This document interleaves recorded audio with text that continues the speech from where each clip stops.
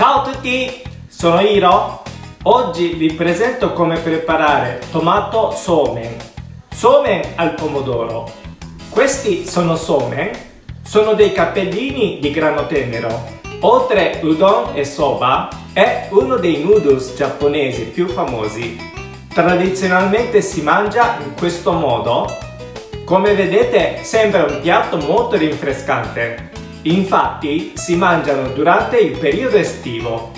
Mi piace mangiarli in modo classico, ma oggi vorrei presentarvi uno stile alternativo con dei pomodori e tonno sott'olio. Probabilmente sono due alimenti che avrete sempre in dispensa. Come condimento usiamo questo. Vi ricordate questa salsa? Questa si chiama Mentsuyu. L'avevo già presentata nei diversi video. Allego il link della ricetta e guardatelo. Siete pronti? Cominciamo a preparare!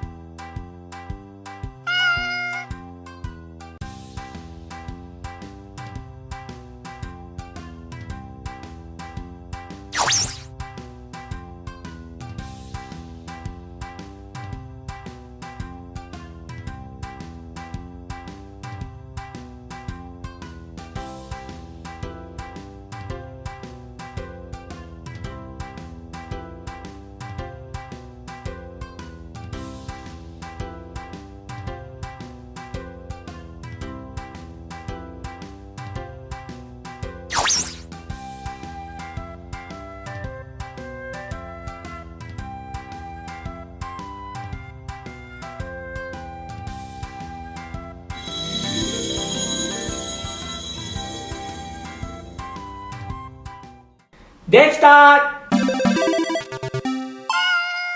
Ora assaggio. いただきます。